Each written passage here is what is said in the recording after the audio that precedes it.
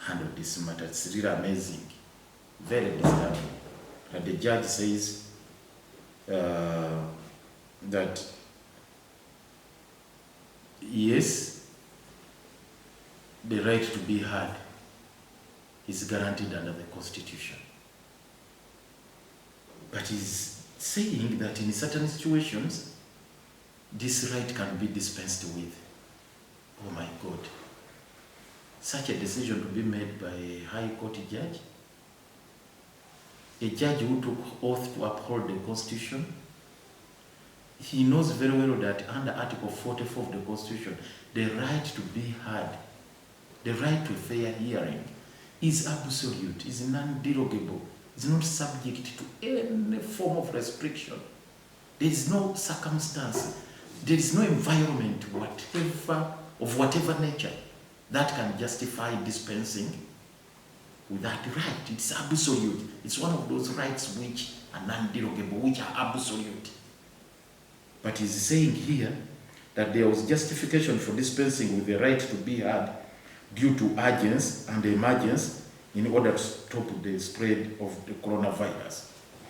He goes ahead to say that the right to a fair hearing may be excluded if prompt action needs to be taken by administration in the interest of public safety, public health, and public morality, or broadly in public interest.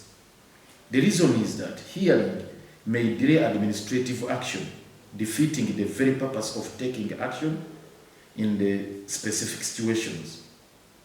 In such situations like the spread of COVID-19, it may not have been possible to give a hearing to the applicant and all the affected political players because of the urgency with which the administrative action needed to be taken by the Electoral Commission. This is outrageous.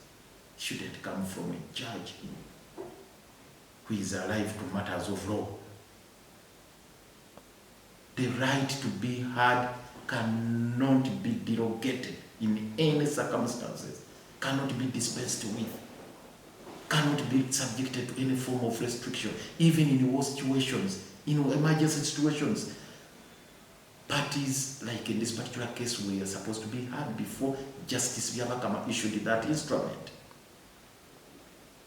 before he issued those restrictions, before he issued those obnoxious guidelines. So this is very, very strange coming from the judge who took oath to uphold the law and the Constitution. There is also this aspect where he says, which is equally strange, in the first place, he agrees with us in his finding. He says, the right, no, in the present case, no. He agrees, the right, yeah, here, he agrees with us in this particular case, that the decision of the respondent, this is his finding, the decision of the respondent contained in a press statement dated 26th of December 2020, indefinitely suspending campaign meetings in Kampala, capital city, and some other districts, is a violation of freedoms of expression, assembly, and association.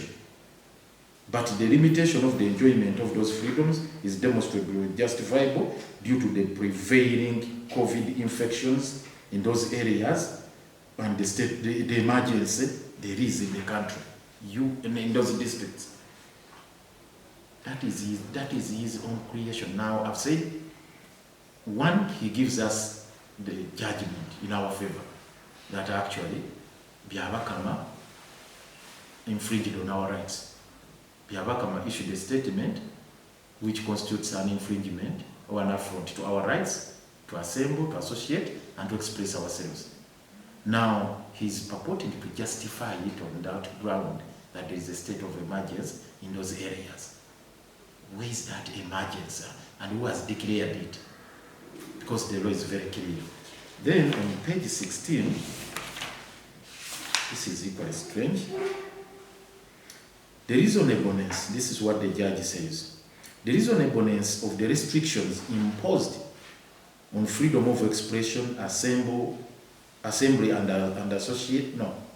The reasonableness of the restrictions imposed on the freedom of expression, assemble and associate is supported by evidence available on court record, where the two deponents have shown the gravity of the corona pandemic and how it is likely to spread during the political gatherings as opposed to other gatherings. Oh my God, this is hyper absurd. A judge making a finding of this nature, that the pandemic is likely to spread more through political gatherings as opposed to other gatherings. Because this was also one of the contentious issues before the judge, that the country is not under lockdown, as it were, and the country is not under state of emergency, and the business is going on as usual. This is everywhere in the country, people are going on with their normal business. We cited the cases of the business community in downtown here. We cited the cases of weddings, religious functions, burials, and all those other social gatherings. And we said they are going on normally. That's what we brought before court. And here the judge agrees with us. Indeed, those activities are still going on normally. But we said, what is so peculiar? Oh, my God. We said, we asked ourselves, yes, you tell us, what makes the EC think that COVID can only spread through political gatherings? And now the judge says he's convinced that actually COVID is more likely to spread during the political gatherings as opposed to other gatherings. Oh my God. How tenable is this? How justifiable is this? That in comparative terms, if you gather for burial purposes, you are not a danger to society. You are not likely to spread the COVID. You gather for purposes of, other social functions like a wedding, church or mosque or whatever. But when it's for political reasons, there you are a danger to society. You are likely to cause the spread of COVID. But for other gatherings, no.